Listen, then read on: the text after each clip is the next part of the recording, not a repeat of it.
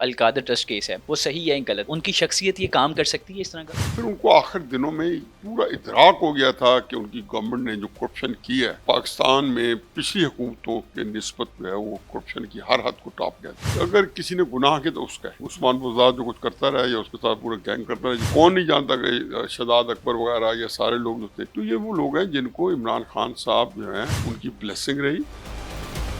रियाज मलिक के बारे में उनकी अपना क्लिप्स आ रहे हैं हामिद मीर के साथ, जिसको पाकिस्तान का करप्ट तीन आदमी समझते थे और कहते थे कि इसने हर बंदे को करप्शन पे, फौजियों को भी सबको हथियाया हुआ है। जितने इल्जामात लगे हैं कानून की गिरफ्त में आई है ना, इखलाकी तौर पर इमरान खान साहब को कैसे जस्टिफाई करेंगे। मैंने तो ये भी सुना है कि आप बहुत सारे आईएसआई के चीफ्स के पास खान साहब को लेके गए, इंट्रोड्यूस करवाया। मैंने कभी उनको किसी से नहीं मिलवाया, ना मैं इसका कायल। तो ये लोग जो खुद इस ऐसी शख्सियत को घेर के रखते हैं। इमरान खान ऐसा बंदा नहीं था जिसको कोई बंदा हैंडल करता, चाहे जर्नैल होता। अलकादर ट्रस्ट केस है, वो सही है या गलत? मैं सिर्फ ये जानना चाहूँगा कि इमरान खान को आपने करीब से देखा, आपको पता है वो कैसे हैं। बस ये बता दीजिए, क्या वो उनकी शख्सियत ये काम कर सकती है इस तरह का? देखिए जी, इमरान खान साहब को मैं करीब से कुछ ज़्यादा जानता हूँ। मैंने उनसे ज़्यादा जो ज़िंदगी गुजारी, उनसे ज़्यादा ना कुछ दयानतदार आदमी देखा है और ना मैंने उनसे ज़्यादा जिसको कहना चाहिए कि जो बहुत सारी चीज़ होती है ना कि झूठ बोलना और ये काम करना, तो मैं उनके मेरे लिए उस वक़्त हैरानगी होती थी कि इमरान खान साहब कोई गलत बात करें या कहीं पे कहें कि मैं जलसे में लेट आया हूँ, तो साफ बता देते थे। इतना भी झूठ नहीं बोलते थे कि मेरी ये वजूहत थी, मैं घर से लेट चला, मैं फलां। अब एक लकूना उनकी ज़िंदगी में शुरू से रहा है और वो उसमें मेरा ख़्याल में उनके पास शायद चॉइस नहीं थी।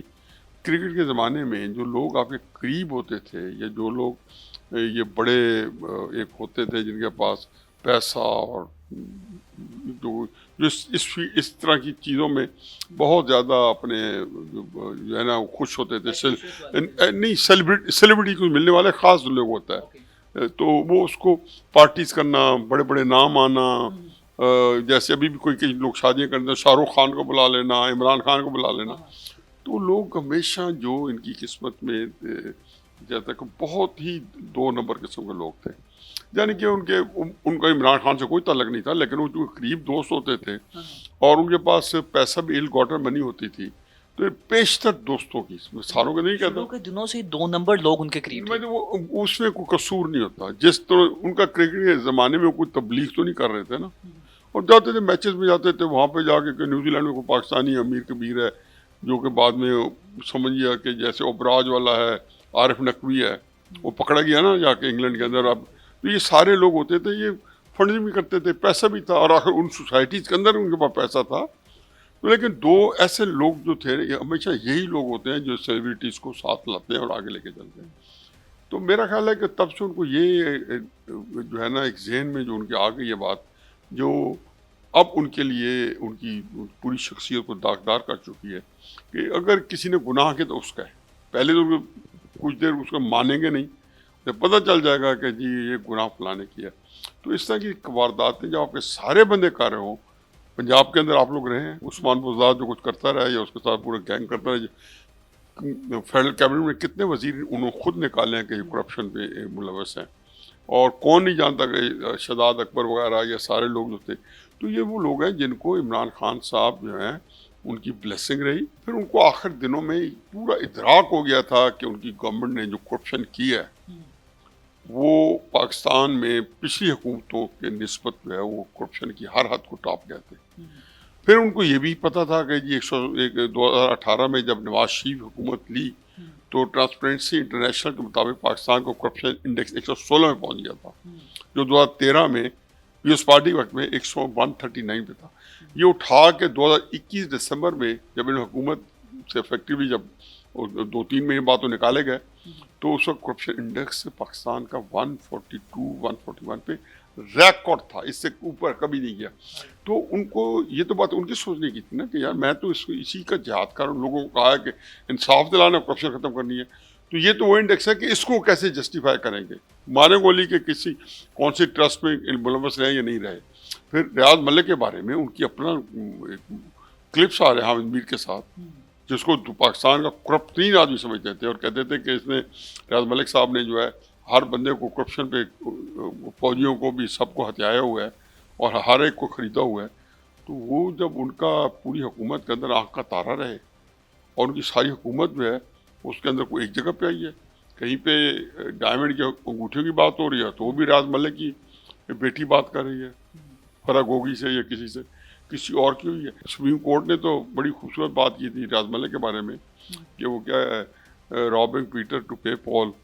तो ये बस ऐसी है। फिर इमरान खान साहब कभी भी इन जितने इल्ज़ामात लगे हैं कानून की गिरफ्त में आए या ना आए, इखलाकी तौर पे इमरान खान साहब को कैसे जस्टिफाई करेंगे। आपका जो इमरान खान साहब से ताल्लुक़ है वो ये था कि एक ज़माने में आप उनको समझाते थे, और मैंने तो ये भी सुना है कि आप बहुत सारे आईएसआई के चीफ्स के पास खान साहब को लेके गए, इंट्रोड्यूस करवाया कि इमरान खान है, आप इनको देखें, इनको चांस भी दें। सर ऐसा कुछ हुआ था? नहीं, बिल्कुल नहीं, कोई इसका ग्राउंड नहीं। इमरान खान का तो एक बिल्कुल नेचुरल फिनोमेना है। क्रिकेट में मशहूर हुए और क्रिकेट छोड़ने के बाद उनके जहन में शायद ये हो कि जैसे होते हैं वो they just sink into oblivion, जैसे तेंदुलकर है, वसीम अकरम है, कितने बड़े क्रिकेटर हैं। मैंने कभी उनको किसी से नहीं मिलवाया, ना मैं इसका कायल हूँ। बल्कि जब इस तरह की कैफियत होती है तो ऐसे लोग जो होते हैं जो हमारे एजेंसीज के हेड होते हैं, जिनसे मेरी ज़ाती दोस्ती नहीं है, ख़ास हमीद गुलसा वगैरह हैं जो कई उनसे पहले थे, तो मेरा उनके साथ जब मैं बिल्कुल अर्ली यूथ था तो जनरल जवाहर से मेरी दोस्ती थी। तो ये लोग जो खुद ऐसी शख्सियात को घेर के रखते हैं, घेरने की कोशिश करते हैं।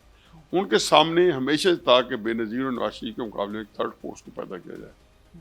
तो उन्होंने इमरान खान साहब पर ट्राई जो है रिटायरमेंट के बाद शुरू कर दी होगी। 93-94 के अंदर भी वो ये होगा, और किसी हद तक वो तल्लुकात भी थे जिनका मेरे इल्म में नहीं थे, ना होना चाहिए था, क्योंकि उनके तल्लुकात जर्नैलों से, पॉलिटिशियन से, सिविल सोसाइटी से इमरान खान साहब के टॉप के थे, रॉयल्टीज़ के साथ थे। जहाँ जहाँ रॉयल्टीज़ थी, जहाँ पाकिस्तान के अंदर जहाँ बड़े बड़े वडेरे थे उनके, क्योंकि वो हर बंदा जो है उनको एंटरटेन करता था, चाहे बरतानिया में हो चाहे इंडिया में, जो वहाँ पे भी जाते तो वहाँ की इंडिया की रॉयल्टी के अंदर या एलिट के अंदर वो बिल्कुल घुल मिल जाते थे। पाकिस्तान में भी यही हाल था। ये वो बैकग्राउंड है जो कि आम चीज़ है, ये इंटरव्यू का हिस्सा सच नहीं होना चाहिए, लेकिन हमें हर बात अब बच्चों को समझानी पड़ती है कि उस बैकग्राउंड के बाद लोगों ने घेरा।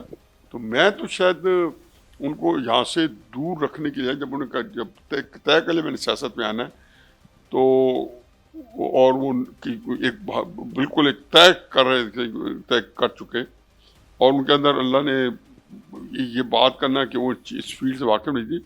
वो तो पिछले 24-25 साल इस सोसाइटी के अंदर वो एक लाडले बन के, या क्रिकेट प्रिंस चार्मिंग थे, या एक उनका एक, जब जिस पार्टी में वो चले जाते थे या जिस फंक्शन में चले जाते थे, चाहे नवाज शरीफ साहब को हो, जनरल जवाहर हक को, तो उसको 4 चांद लग जाते थे।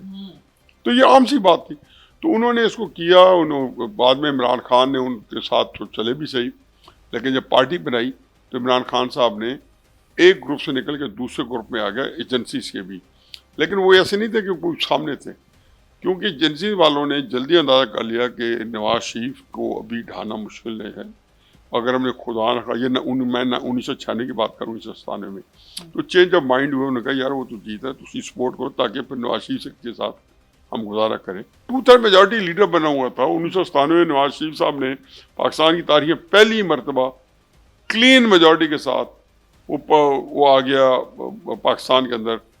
बेनज़ीर को पता नहीं कुछ चंद 1.5 दर्जन सीटें भी नहीं मिली थी, और सारी सीटें नवाज शरीफ साहब के पास थी 1997 में। लेकिन इमरान खान साहब क्योंकि सियासत में आ चुके थे, उनके हालात इतने मौसर नहीं थे, लेकिन वो ज़ाहिर है कि कैंपेन चला रहे थे, लेकिन वो सही हासिल थे। वो तो मुशर्रफ साहब के अपने मार्शल लॉ लगाने के एम्बिशंस थे, और ऐसी हरकतें कर चुके थे कि अदरवाइज उनका शायद as a generally court martial Nawaz Sharif कर लेता, या नवाज शरीफ उसको, तो उन्होंने प्रियम्प्ट किया और नवाज शरीफ साहब को हटाने की कोशिश की, या मार्शल लॉ लगाने यानी कोशिश की, फिर नवाज शरीफ साहब ने प्रियम्प्ट किया उनको हटाने की। एक और कहानी है। लेकिन आप जो बात करें, अपने सवाल तक रहे हैं, इमरान खान साहब जो हैं वो एज सच मैंने कुछ किसी को नहीं मिलवाया, ना मिलवाना चाहिए था। माइंडेड इमरान खान ऐसा बंदा नहीं था जिसको कोई बंदा हैंडल करता, चाहे जर्नैल होता चाहे वो होता। अंदर से उसकी कोई इंडिपेंडेंट सोच थी। हफीजुल्लाह न्याजी के इस बात की मूली थी। मैं तो वैसे ही, चूँकि हम बहुत कुर्बत थी, तो मुझे कुछ चीज़ों की समझ थी जो इमरान खान साहब की नहीं थी, सियासत वगैरह। तो मैं इस जगह, इस शहादत गाह उल्फत में, मैंने उससे पहले 20-25 साल पहले से कदम रखा था, जो आपने अभी जिक्र किया है। जुल्फ़िकार भुट्टो साहब के खिलाफ मैं कायद-ए-आज़म यूनिवर्सिटी का प्रेसिडेंट था 74-75 के अंदर। तो मैं तो एक पूरा एक निज़ाम का हिस्सा बन के और एक एक्टिविस्ट बन के और पूरी पाकिस्तान की पॉलिटिकल एलीट के अंदर उठना बैठना था एज ए स्टूडेंट लीडर। इसी हवाले से मेरी ज़ियाउल हक साहब से भी एक याद अल्लाह हो गई, मिलना जुलना हो गया। तो ये वो चल रहा था। तो इमरान खान साहब फिर चले, तो वो एक तरह से पॉलिटिक्स करते रहे। 2011 के अंदर फिर उनके हालात ने पलटा खाया। 2010-2011 में तो बेहतर होने शुरू हुए।